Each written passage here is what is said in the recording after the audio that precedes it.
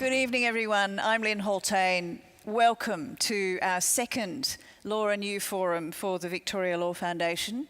It's wonderful to have you with us, and I hope and expect that a few more people will wander in as we get this show on the road. Tonight's topic is sport, playing by the rules, which in this town, of course, is a particularly outstanding conversation to have, I think. And with the panel that we've got assembled for you this evening, it's going to be very exciting and insightful. It is our privilege to be on Wurundjeri land, and my honour to acknowledge them as traditional owners and elders in our community. I pay due respect to their elders and custodians of that ancient and proud tradition, past, present and rising, and to the elders of other cultures that we might have with us here this evening. It's a pleasure too to have a few esteemed guests with us this evening, including the Chair of the Victoria Law Foundation, Hartley Hanson QC. Welcome, thank you very much indeed for coming. And I think Jackie Fistacchi, who's a councillor with the City of Yarra, was also planning to be with us. I'm not sure if she's here yet, but I hope she comes. So, without further ado, I think I should introduce you to our panellists, arrayed before you. Mr. Rob Starry, front page news today. Very pleased that he could make it, given his other duties in the law at the moment. Defence lawyer and very well-known man about Queen Street. He's principal lawyer at Starry, Norton Halpin. He's also an adjunct professor of law at Victoria University, so congratulations. Thank you. He is, for our purposes this evening, a mad Bulldog supporter, a former board member and member of also recently of their ethics committee. So he is very well credentialed in terms of the conversation that we will have tonight. Dr. Bridie O'Donnell, thank you so much for coming, Head of the Office for Women in Sport and Recreation. Bridie is also a real doctor, like a medical doctor. And a champion cyclist in a very demanding discipline of cycling, which we'll hear a bit more about later, I think. Professor Russell Hoy, who joins us from La Trobe, Pro-Vice-Chancellor. I've never really understood what Pro-Vice-Chancellors are. When you find out, you could tell me. Okay. Research and Development at La Trobe, but for our purposes, Director La Trobe Sport. Yep. And a man with a very long and proud collection of inquiry into sport and sporting organisations, and we will mine that insight as we proceed. And Associate Professor Kate Sear, thank you so much indeed for coming. She joins us from Springvale Monash Legal Service, where she's the Academic Director. She's also, of course, an Associate Professor at Monash University, but particularly critical tonight, her insights that will be very well known to many of you, broadcast through the Outer Sanctum podcast, where she, together with a number of other impressive women, get together and talk footy and other issues, but mainly footy. And I imagine we might also have an occasional guest appearance from Francis Leach, courtesy of Offsiders and the New Daily, who will join us from the sidelines from time to time to continue our sporting analogy. Well, we're going to kick around some issues with our panel tonight for about an hour, and then we will invite your questions. We have two options for that. We are using Slido, which some of you may have encountered before. It's an online opportunity for you to type in your question if you'd rather be anonymous, and they'll go up on a screen, and then I can ask the question for you. Or we will have roving mics, so you can take your pick. Before we get underway, though, just a couple of bits of housekeeping. I should let you know that we are live streaming tonight, and we're also recording this conversation for replay on our website in future days. And we also have the great honour of being filmed by Channel 31. So for their half-hour show, which I'm very thrilled about. So welcome, Channel 31. Great to have you in the house. They will record the panel discussion, but not the Q&A. So if you have any concerns about being filmed as part of the general audience, then please let our team know, and we'll alert the camera person to that. But they won't be taking any footage of questions at the end. And just a quick reminder, turn your ringers off, but not your mobiles, because if you want to tweet or post something really tremendous about this evening, I would encourage you to do so during and after. Our Twitter handle is Vic Law Fundn, which is FOUNDN, Foundation shortened, and our hashtag for this evening is Law and You. So let's get underway, because we picked quite a day for this conversation. The legal exceptionalism of sport. And I think the premise for tonight is really around the fact that sport is its own legal ecosystem. It has its own rules and laws, its own crimes and punishments, its own courts and judges and appeals processes and sanctions. So it really is quite a separate legal system to the one that governs the rest of our lives. But it seemed to us, in thinking about what to talk about at the forum this year, that there's a very interesting rise in focus on that distinction, that the gap between what is acceptable in sport and what's okay for the rest of us is suddenly under, well, perhaps not suddenly, but certainly under increasing scrutiny, and that's a very interesting tension to explore. So that's why we are gathered here today, and I look forward to your insights later. Let's start with you, Rob, because you were on radio last week in advance of this conversation and gave us a few, I should say, typically provocative lines, but ones that I'll repeat nevertheless. The protection racket of sport, the fact that it runs its parallel legal process outside the mainstream, and that it offers, as you put it, diplomatic immunity for white men, which I thought was a really challenging and great insight. And I don't want to spend too long on this, but how is it, do you think, that we've got to a point where sport is, well, I suppose that it's had this centuries-long capacity to build its own judicial process, but that it is now under a lot more scrutiny than it has before? Well, thank you, Lynn, and I do appreciate the opportunity of being here tonight in an unshackled way, having resigned or retired from any other formal position I held at the Western Bulldogs. So let me talk about the AFL. I was a typical white male devotee of football, particularly Footscray, as you mentioned. And I loved the tribalism. I hated the ruling elite. And every time we played any of the counter-revolutionaries, I was happy to see some gratuitous violence being meted upon our class enemies. That was my starting premise. But you've come a long way. I've come a long way. It's been a slow maturation, but it's there. Because now I understand that we're actually talking about an industry that is worth well in excess of $1 billion a year. It's a massive commercial industry. And so for 100 odd years, where we believed in the tribalism, we believed that we could deal with the various indiscretions that occurred on a football field. We're well past that process now. We talk about the trade in players, we talk about the creation of artificial teams, West Coast Eagles, Adelaide Crows, Brisbane Lions. We talk about all of those things because we're developing a business.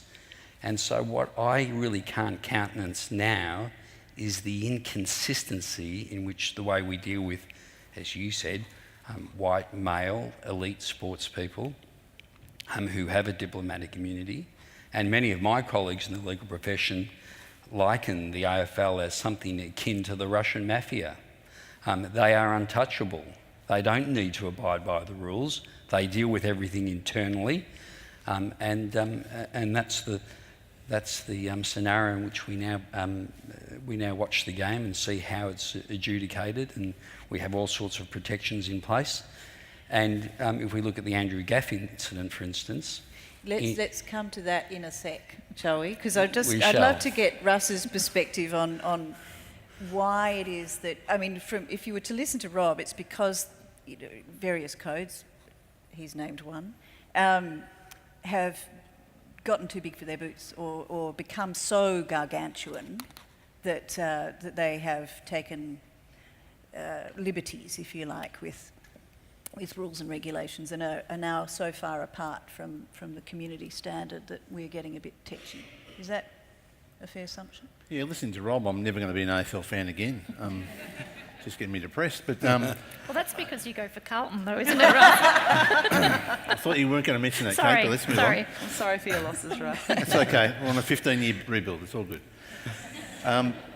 I think in a lot of ways, until 20, 30 years ago, sport was really left to its own devices to be self-determining, self-governing.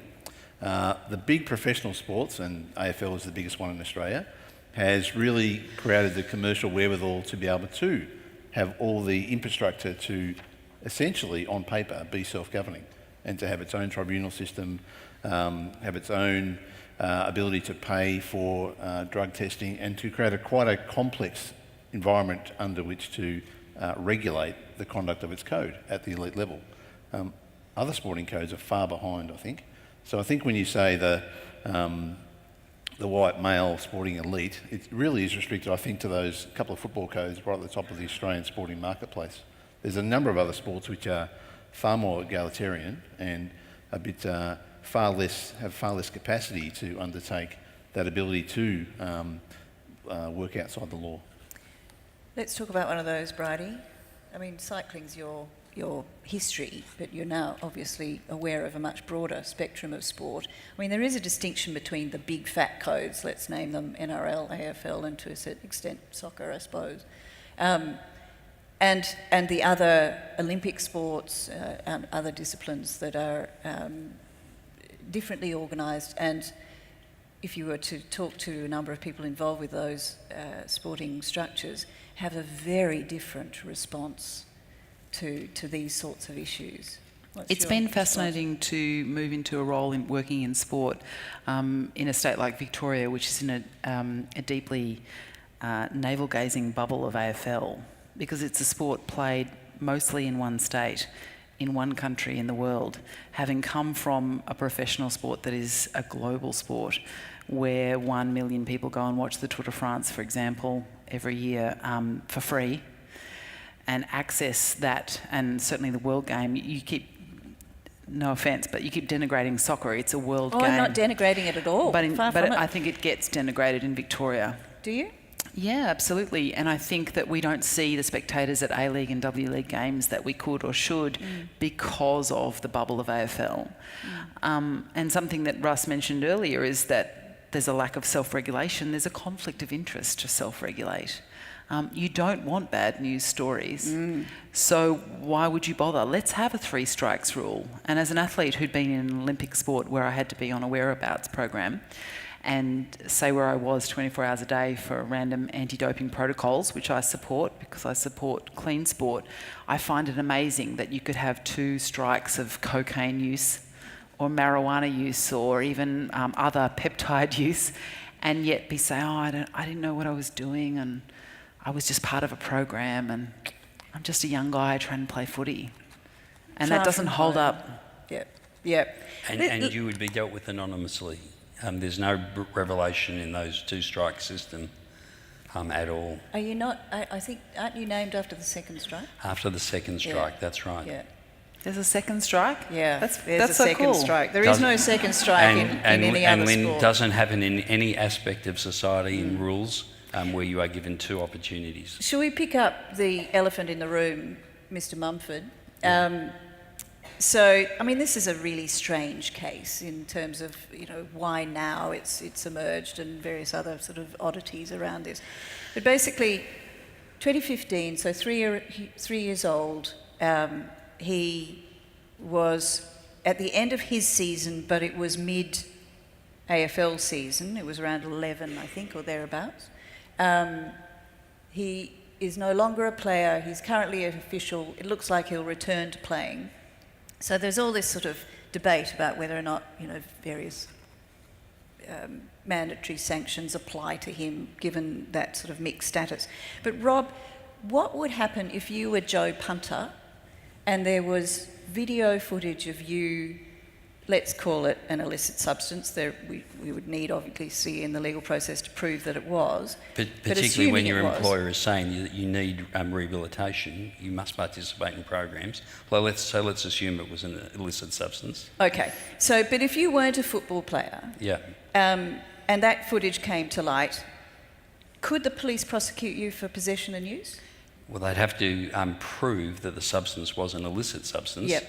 But let's assume they can do that because of either conversation or the fact that the person has acknowledged that it was an illicit substance.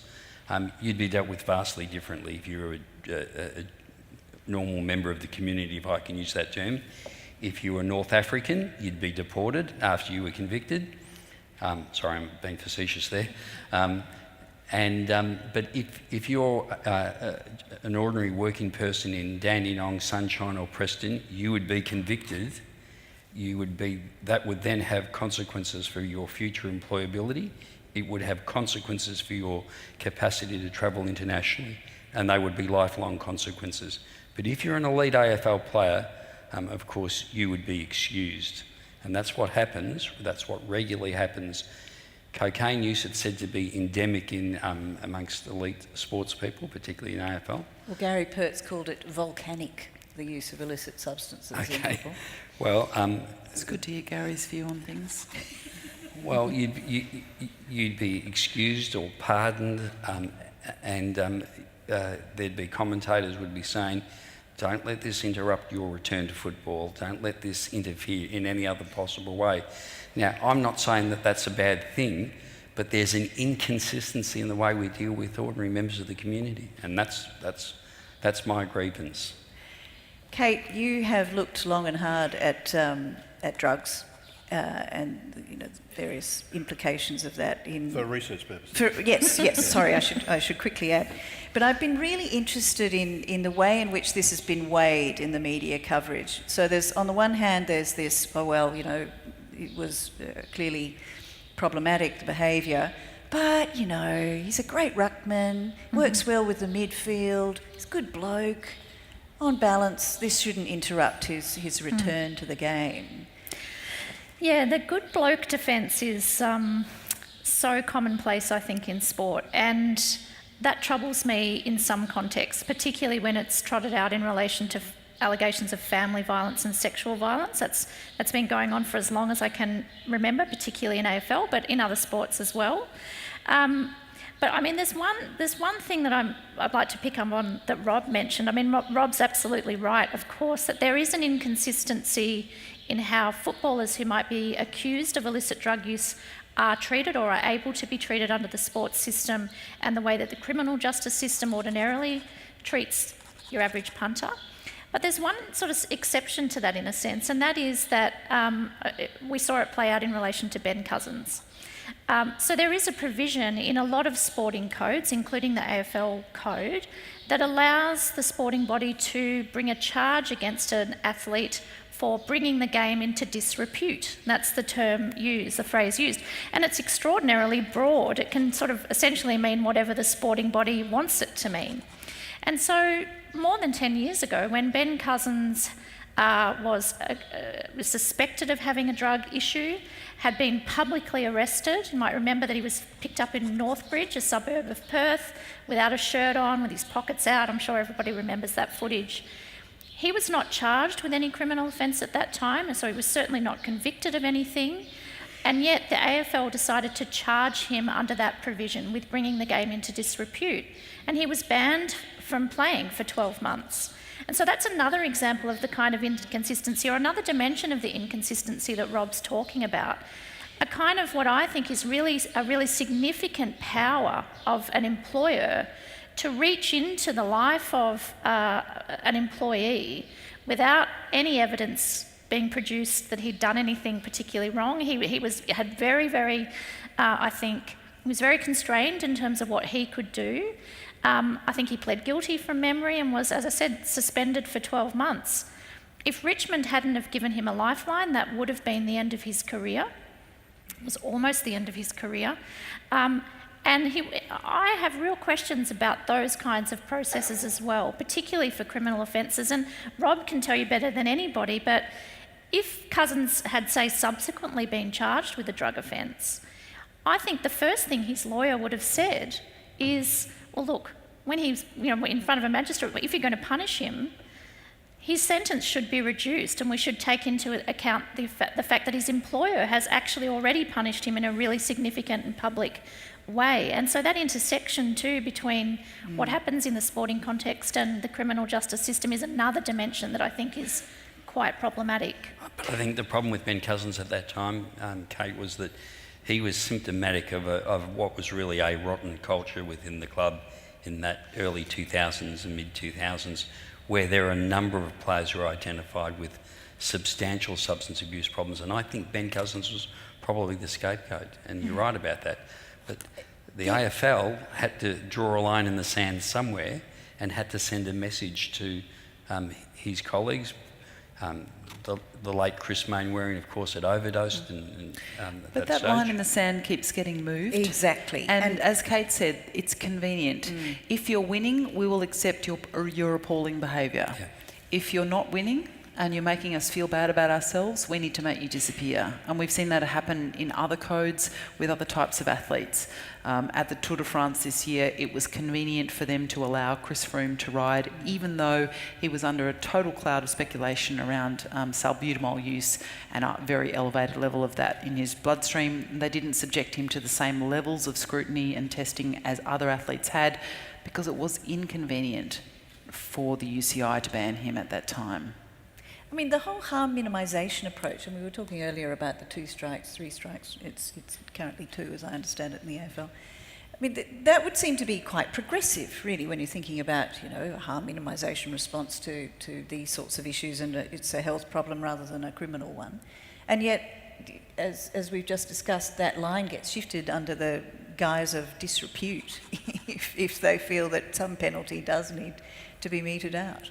The cynic in me suggests that the AFL and its approach to this whole illicit drug policy has been about image protection, and so it's been very proactive in creating this quite, on paper, lenient relative to the general public sort of approach to identifying, prosecuting, and then using a health argument that this is about the health of these athletes who are under tremendous pressure in a very unique sporting employment context.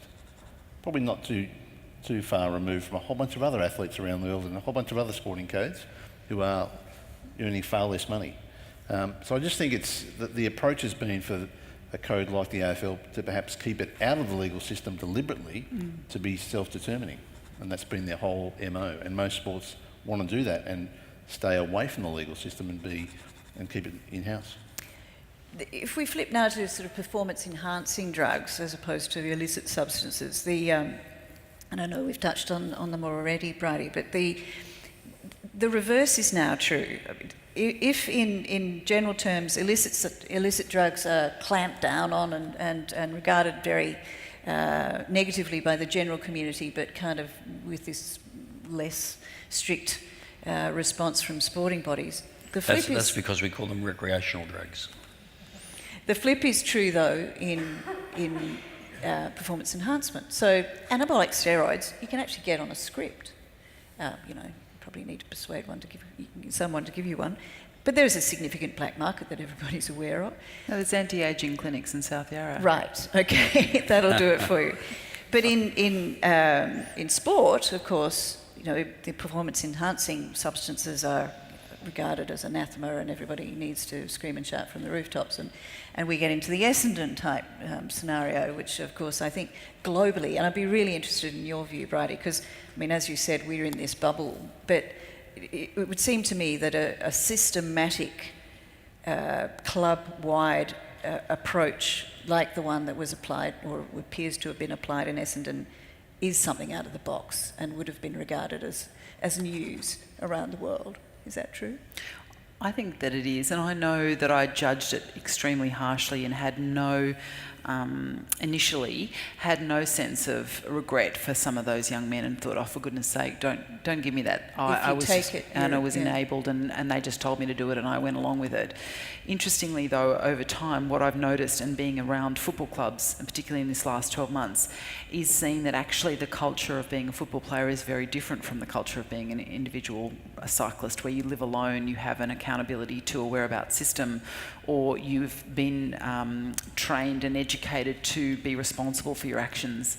One of the things that Rob and I talked about last week on the Conversation Hour with John Fain was the idea that if you've ever wandered into an AFL club sometime in the middle of the day, you might see players walking from training to an education session. They're all walking in a line. It looks like prisoners. It looks like going to visit a prison where a large group of men are all being told, now walk over there. You're going to spend 90 minutes there learning about strength and conditioning. Now it's 2 o'clock. Go to lunch. Now it's 4 o'clock. So there is a corralling of these young men, and they're not encouraged to be autonomous thinkers, and they're not encouraged to take individual responsibility. So from what I understand, the only player who opted out of injections was Zaharakis, who said he had a needle phobia. Good for him. I think, Bridie, one of the problems, of course, is that they're recruited often straight out of secondary school. They are required to be compliant. It's all team first, and they simply, they're like lambs to the slaughter. Curious thing about Essendon, of course, was that work cover, and they pleaded guilty to this, fined them $200,000 for failing to provide a safe system of work. Was that, I mean, could you regard that as the Al Capone conviction, though? I mean, when everything else failed and you couldn't get him on anything violent, they went after the tax offences. I thought it was like, unfortunately, when the amazing death in the United States of the African-American football player murdering his wife and being found guilty on a civilian charge of taking her life as opposed to being found guilty of homicide. And O.J. Simpson to have evaded the initial trial and then to be sued for taking the life. A civil action, yes. It seems like it was kind of a backstop response that they did manage to. But, I mean, I'm interested to hear from you, Kate, because I think it seems to me that what that case did was actually open the door around sport as a workplace. Yeah, I was going to say, I mean, what's interesting to me about it is that it seems to be a very rare example of one of those statutory authorities entering into a sporting organisation and saying, look, we're prepared to investigate and even prosecute here. They absolutely have authority to do so over those sites because they are workplaces. I know there was a lot of pressure for a very long time too on WorkSafe or WorkCover to investigate Essendon, and they didn't. They really held back for a long period of time, and that to me was problematic for the reasons we're talking about tonight. That seemed to me to be a pretty glaring example of sporting organisations either being able to do their own thing or they're being perceived to be able to do their own thing. And I was pleased to see WorkCover intervene and eventually take them to court, because I had a very strong view that that's what should have happened and that they should have been prosecuted in the end. I mean, we did go through something of a charade with that whole inquiry. The ASADA inquiry was a private mediation, so there's never any publication of the outcome or of the inquiry. It was all done behind closed doors, and so I think to restore some public confidence, WorkCover had to intervene because Essendon clearly weren't providing a safe system of work, having pleaded guilty to it. So I think we are in a different environment. If I can just digress momentarily, I mean, if we look, for instance, at players who are subjected to constant concussion and how are they ever going to be recompensed if there's, for instance, long-term damage? So there we have yet another glaring inconsistency. So WorkCover can go in and lay the charge at Essendon and fine them $200,000. But yet, there is no workers' compensation cover for sports people. I had a look at the legislation. You get covered if you are a jockey or a harness race driver, or if you are a rider in a pony race. But other than that, no sports people are covered by workers' comp. So despite the fact that WorkCover can go in and talk about whether or not it's a safe workplace, you can't get compensation if you're in any way, you suffer any ill effects of that consequence. So I suppose that takes us to the whole issue around health effects, and Essendon is, a standout case in that regard, in that we do not know what the implications of that regime will be. We still don't know yet, and we probably won't for some years to come.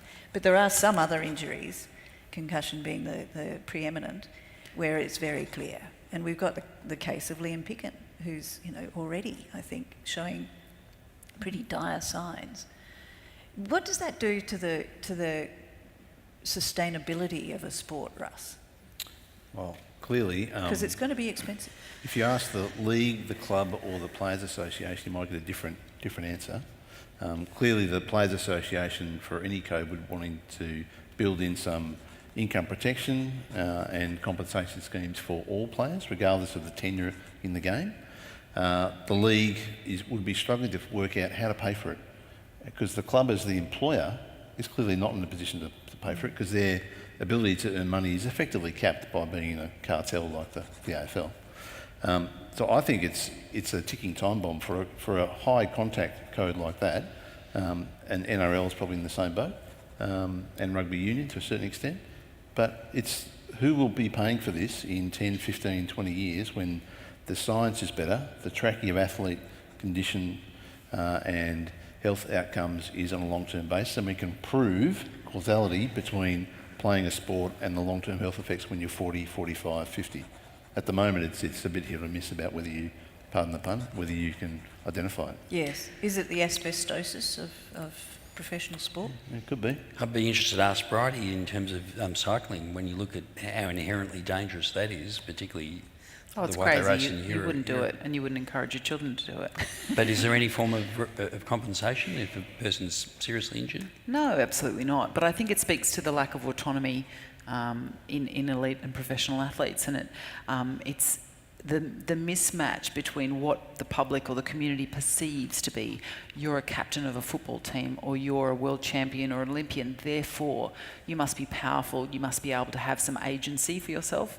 And yet anyone who's read Lauren Jackson's recent autobiography, or who understands elite cyclists, etc., they are frequently coerced, forced, encouraged, bribed, guilted into playing, competing when they don't want to, when they've got pain, when they've got persistent injury, for money, for continued contract.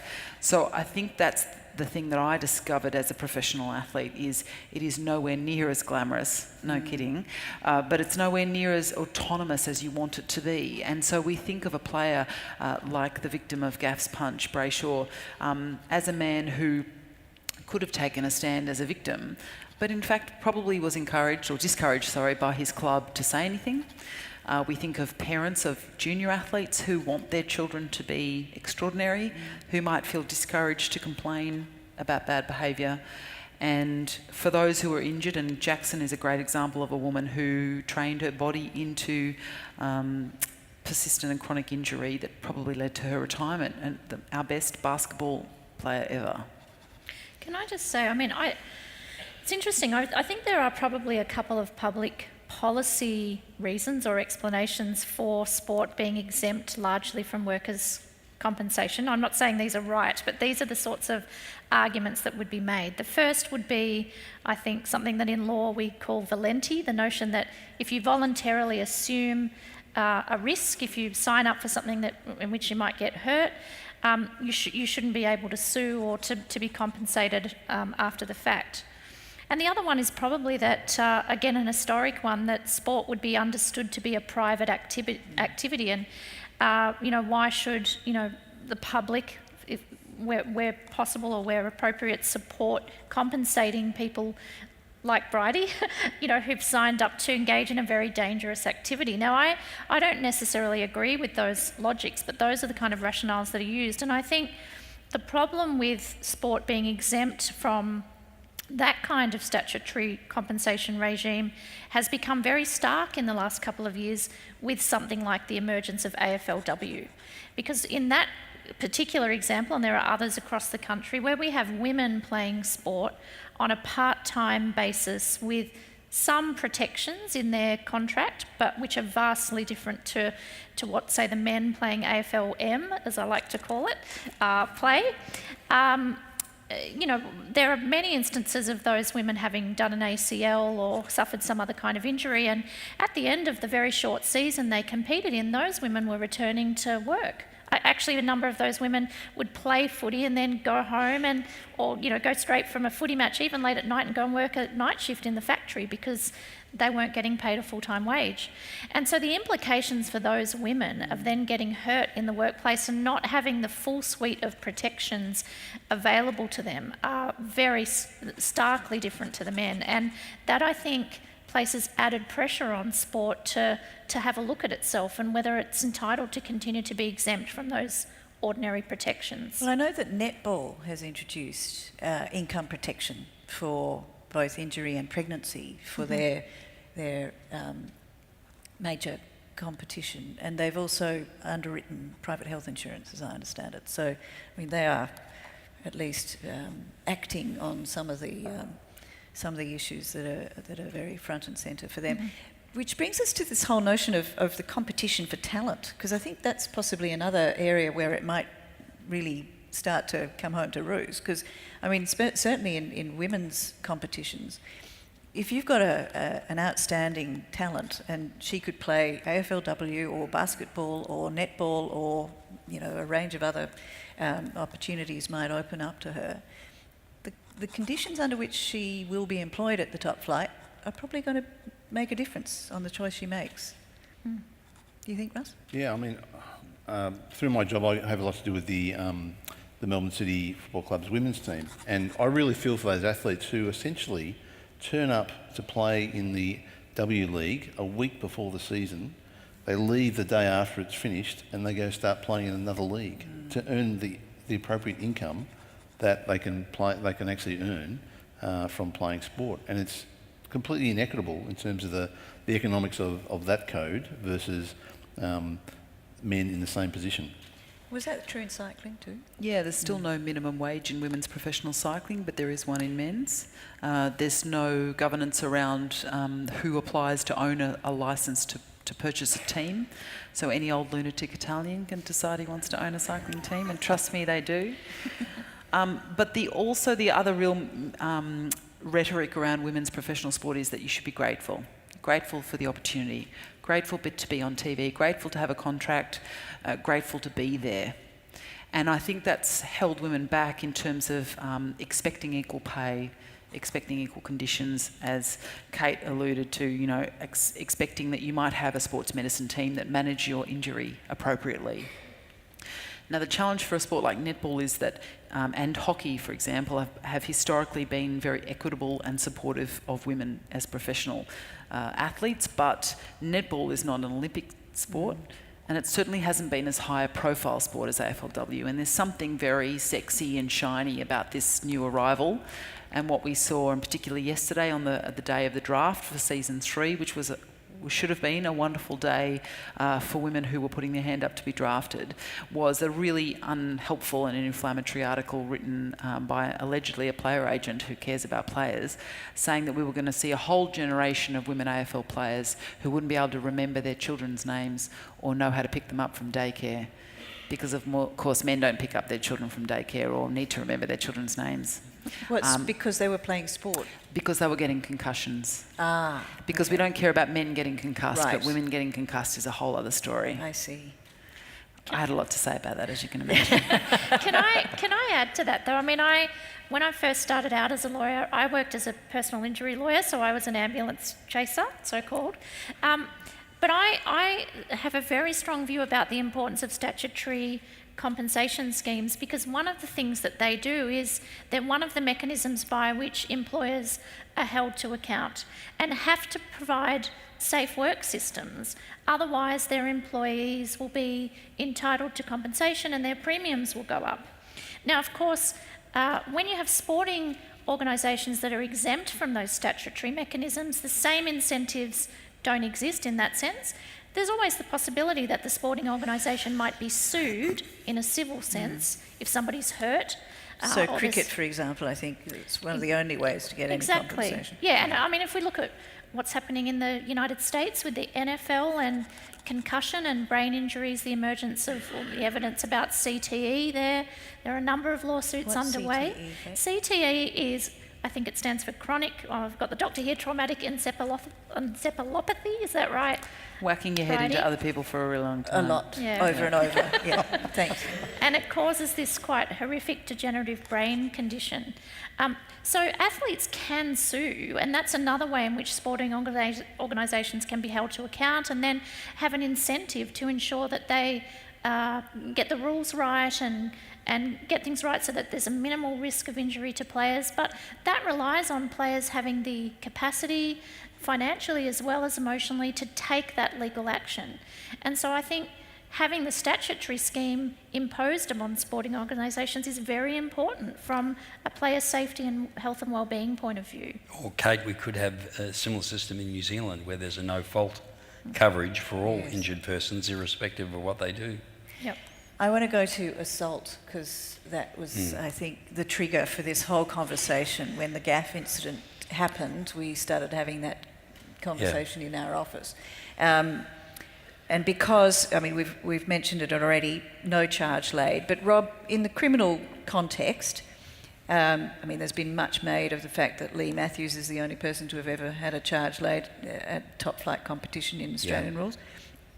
But you are also closely aware of a number of charges that have been laid at lower levels of competition. It happens routinely.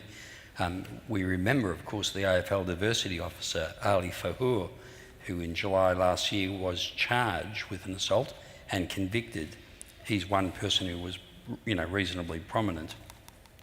But there are repeated examples in all of the lower competitions or the lower grades where a person who involves themselves in gratuitous violence that is not in the flight of play, that isn't part of the voluntary assumption of risk, where they do get charged and they get prosecuted. So it seems to me that the AFL and the protection of its commercial interests and the pressures that Bridie alluded to, where the player really could not speak out, where gaff doesn't get prosecuted.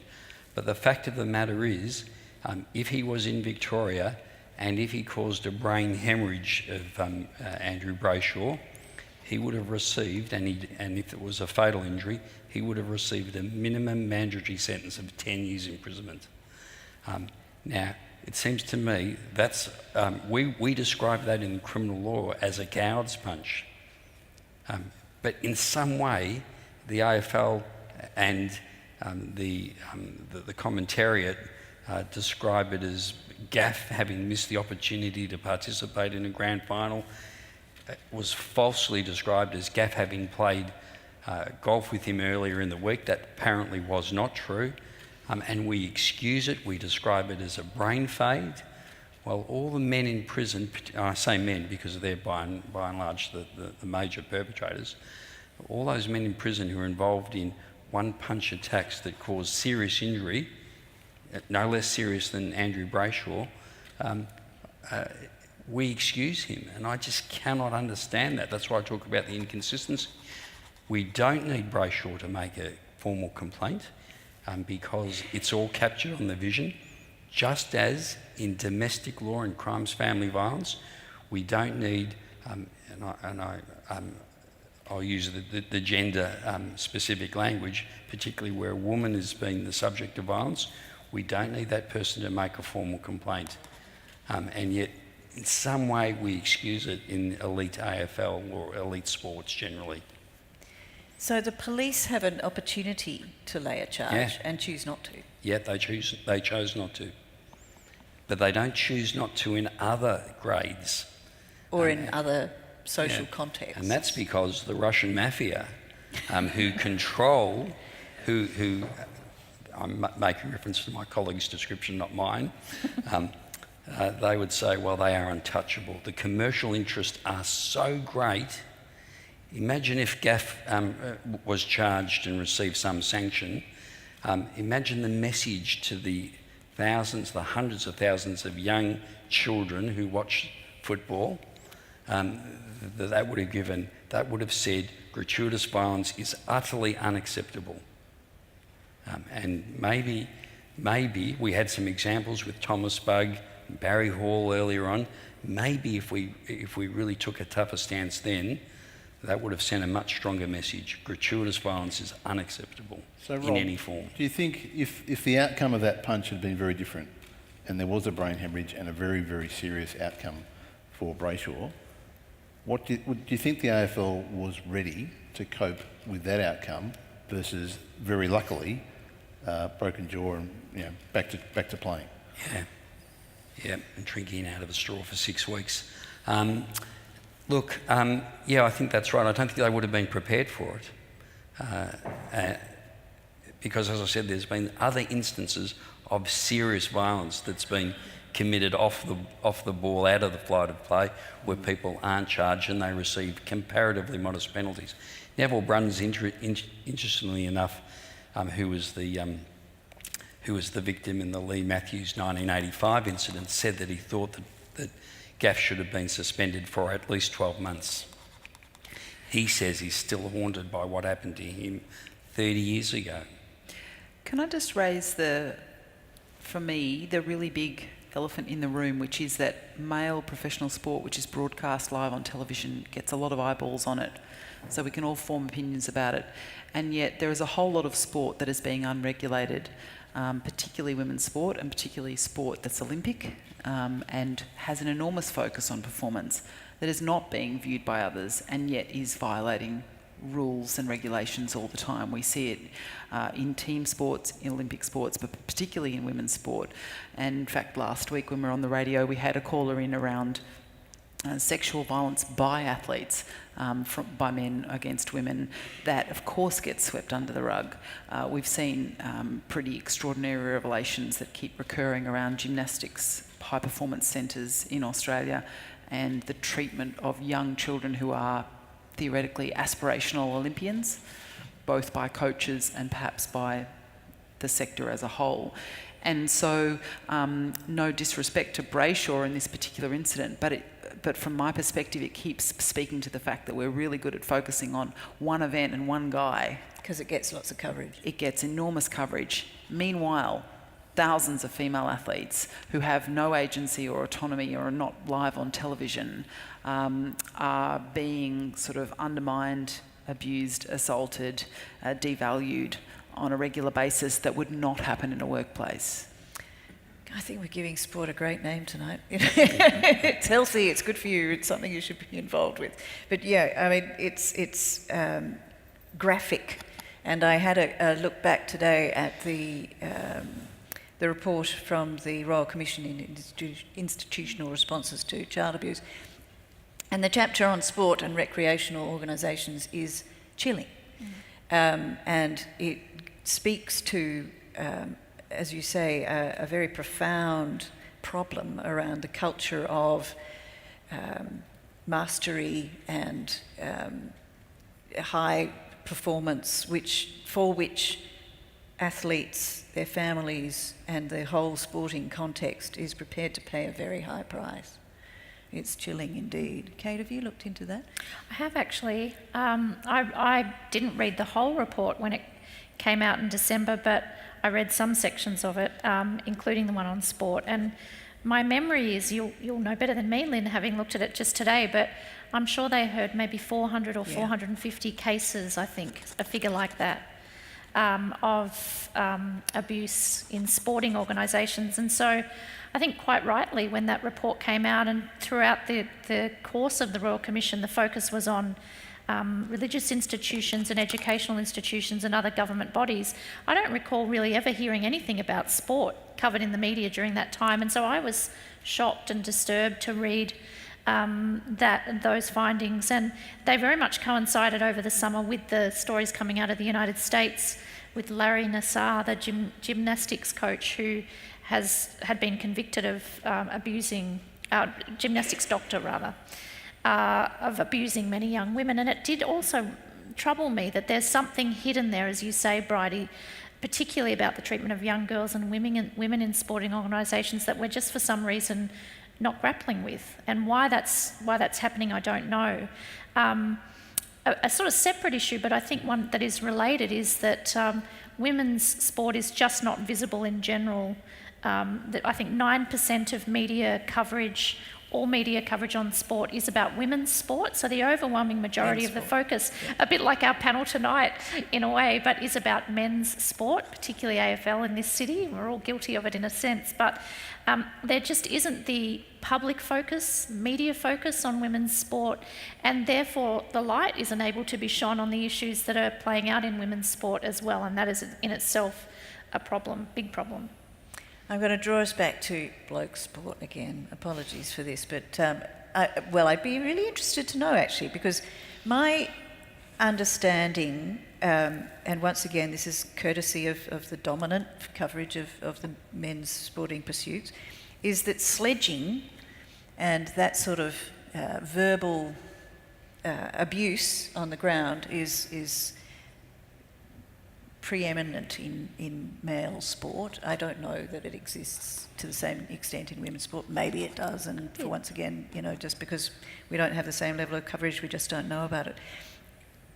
But there's something about that, once again, if you're looking at sport or sporting experience as a workplace for those people who are participating, if you're going to work every day or every week or whatever it is, and getting absolutely abused, foul-mouthed abuse on the ground, both from the people you're playing against and from the sidelines, isn't there a work cover kind of response to that? You shouldn't have to deal with that, should you, Russ? No, I mean, I work at a university, probably one of the most conservative workplaces you could find in Australia, and that would never occur. And if it does, you're out.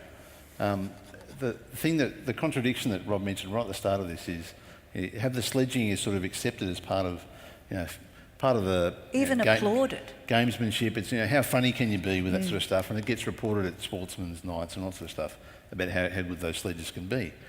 But at the same time, if someone pulls out a piece of sandpaper, there's outrage compared to the sledging. And which is worse?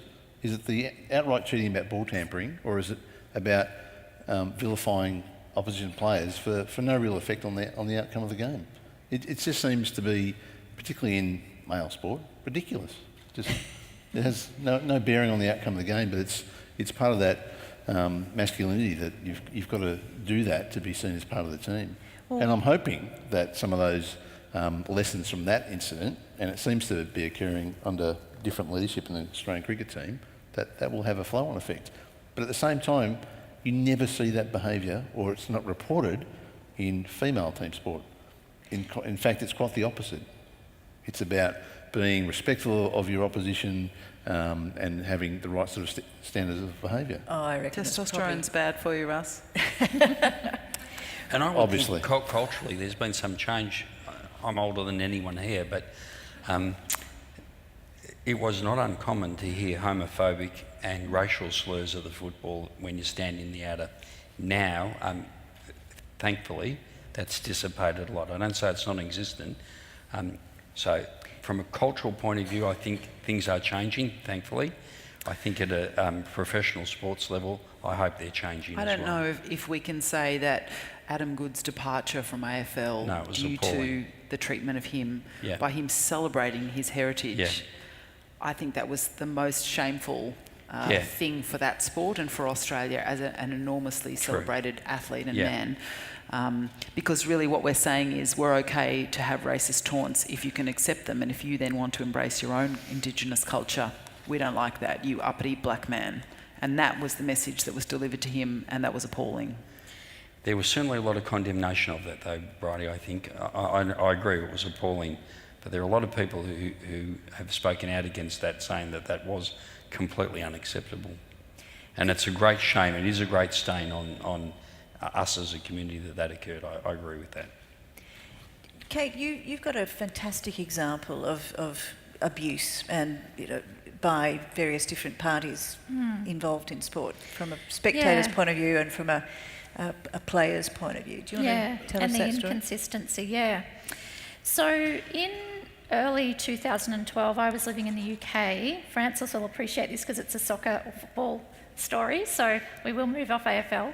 I don't know if it got a lot of coverage here, but there was an incident in March of 2012 where a player by the name of Fabrice Muamba in the English Premier League collapsed on the pitch. And it was being broadcast live on television, and there was, of course, a big crowd there.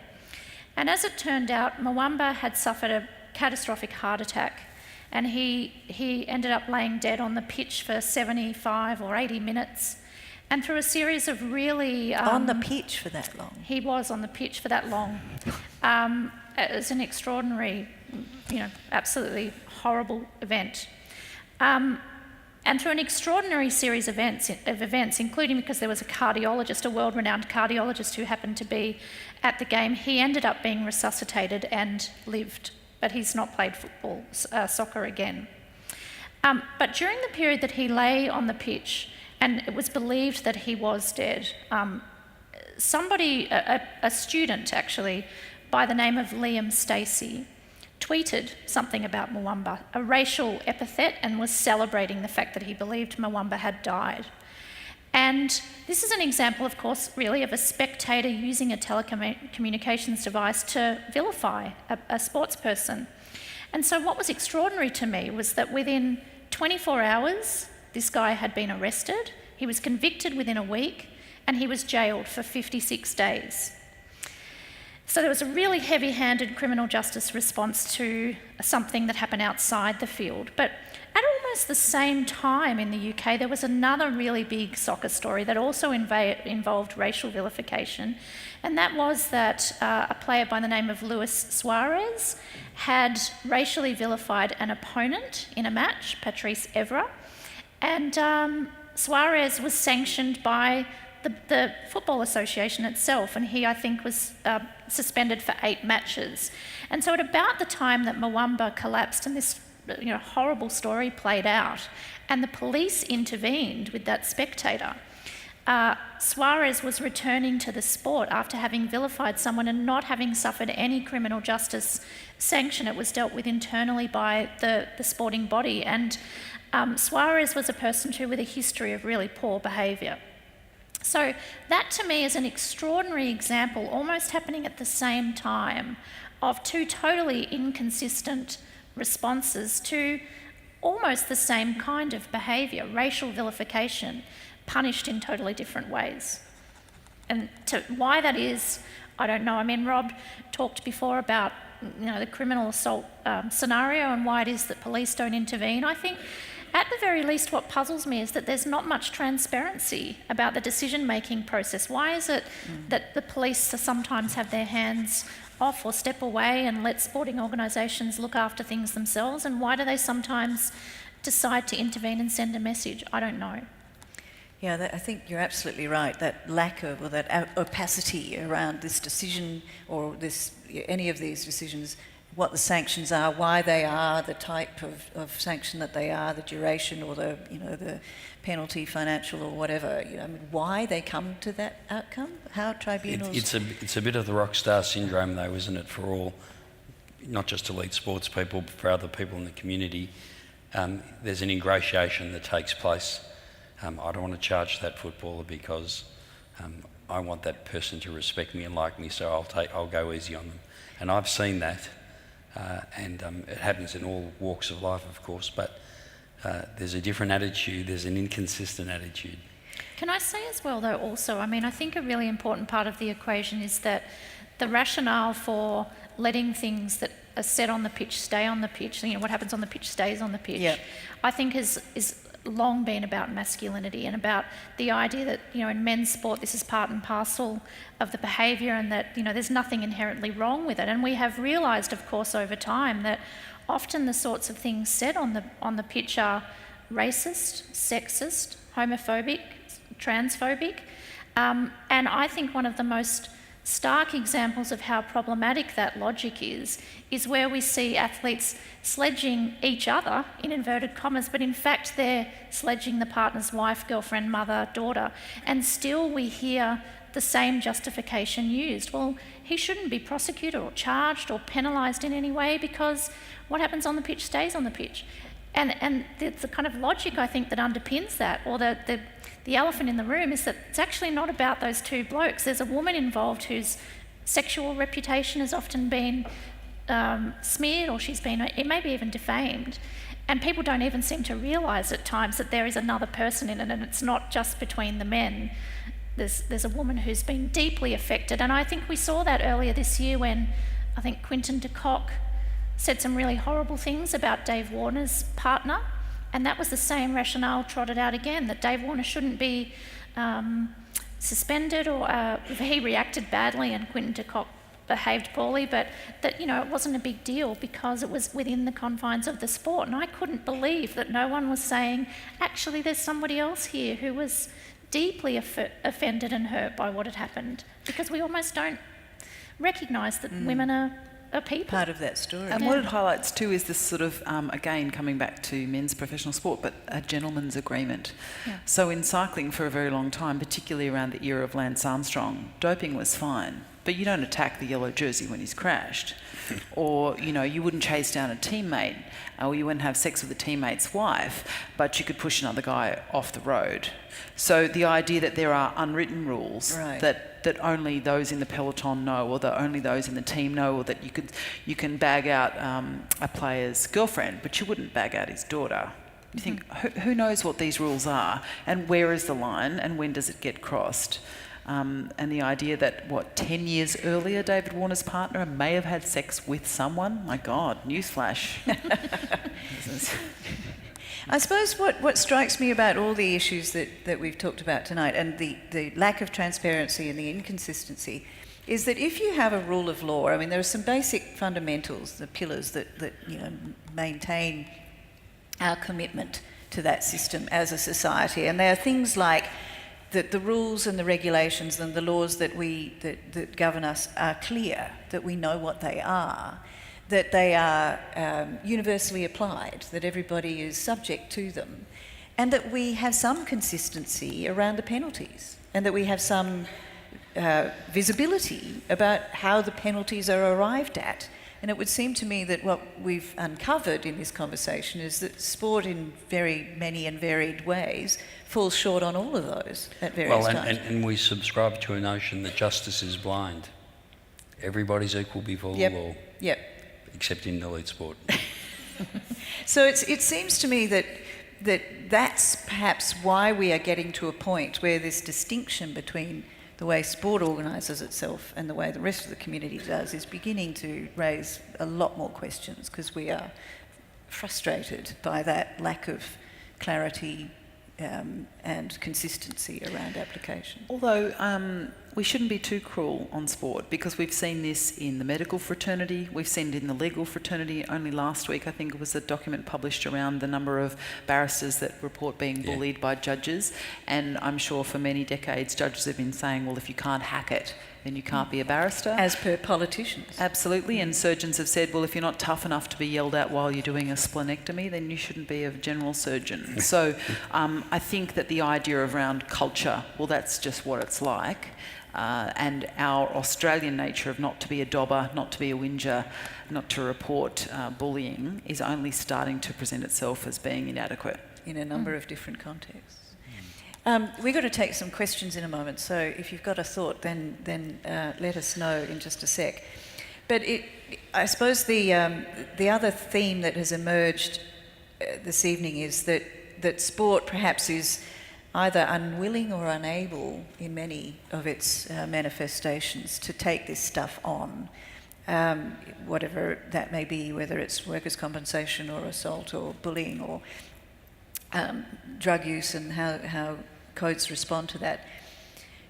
So at what point does government come in, I mean, and regulate in this failed regulatory environment? And I raise that because this conversation is being had in the UK, where a baroness, Tanny Gray-Thompson, who is an extraordinarily gifted Paralympian in her own right, wrote a review last year which looked at a duty of care in sport. And she's come up with a number of recommendations, including that there is a duty of care charter that all sporting organisations must sign up to and put their names to. Individuals within the sport organisation will have to put their names to support of this charter and make sure that it's adhered to. So that's a really interesting development when it comes to governments, perhaps. And I don't know how plausible that is in the Australian context. Well, I think if we look at the commercialisation of sport at that level, I think independent authority is a good idea. And I'd like to nominate Bridie for that position. I second that nomination, Rob. So it's passed. I'm already working for government. I've got a big stick and I'm wielding it. Excellent, excellent. Because one of Tanny's other recommendations was a sports ombudsman. What do you think of that idea, Bridie? That at least there'd be a mechanism for some sort of guidance around what's appropriate and what's not, and a complaint mechanism. I think it's a wonderful idea in theory, but I also know that having been someone who's been to some AFL games recently at the end of the season, I'd have to say there is an inverse correlation between the vehemence and aggression that is screamed from a spectator and the likelihood that they've ever been a competitive athlete in their lives. And yet what we have is an enormous crowd or throng of people who are paying money for sport, who are consuming sport, and AFL and FFA and Cricket Australia do not want to alienate those people. And those people like to see aggression, they like to see unpredictability, and they don't want robots, they want personalities, and they want tension. So I think that's again where we come back to a conflict. No one wants to deliver a package that's tedious, otherwise they'd invent AFLX. But doesn't sport, Russ, have an inherent drama in it? I mean, we go to watch competition because we don't know how it's going to end, except, of course, if it's cricket, and then it's probably fixed. Or Carlton playing. But, I mean, isn't there enough drama in the on-field contest between two able teams? Oh, I think if you're a spectator growing up in the 80s and 90s, absolutely. But now, the amount of live stream, mass broadcast, pay TV, spectator events, the opportunities to go and watch live sport are enormous now compared to 15, 20 years ago. So the product and offer is really diverse. It's a really competitive marketplace for eyeballs, both to attend games, buy memberships, buy merchandise, buy a pay TV subscription, all those things. So sport has to position itself. Every code's got to be as drama-packed as possible. If that involves some element of misbehaviour associated with the sport, all the better. But your point about government maybe not pushing sport enough, government have done some things. So in Victoria, the Working with Children checks about imposing that on all sports organisations as well as every workplace. Child-wise, yep. And pushing sporting codes to adopt some gender quotas for leadership positions and boards, and eventually becoming mandatory. I think, but it's issue by issue. They haven't examined sport as an institution and gone, what is wrong? Let's look. Dude, we know what's wrong. Let's look under the hood and actually explore these things and work out what can we fix. What are our policy levers, funding mechanisms to do this? Because government supports sport enormously in Australia. Not just from the sliver of money that goes to elite sport, but for funding community infrastructure, local council facilities. It's enormous investment, and there are lots of ways you can influence the activities of sport organisations.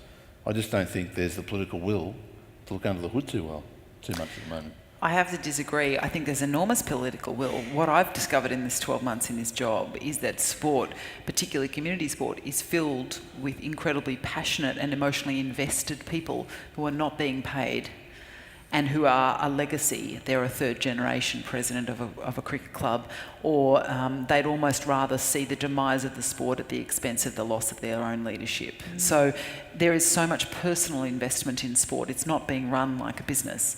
So when government attempts to wield a stick or invests enormous amount, as Russ has said, in infrastructure, in facilities, in programs, in driving participation, what's fascinating is, and then this is a wanky government word, but the capacity of people who are working in sport is not as great as it could be or should be.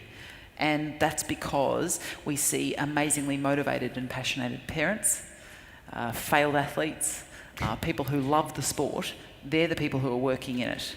And then if we look upwards, we see in boards of national sporting organisations, they're passionate fans. Boards of AFL clubs, no disrespect to you, Rob, now that you're not one, you can bag them out. But for some people, it's an aspirational to make the board of Carlton or the board of Essendon. So they're hardly going to rock the boat when they get Because there. they couldn't make it as a ruckman. So, you know, Sorry. the board's the next best opportunity. Sorry again that they had no talent.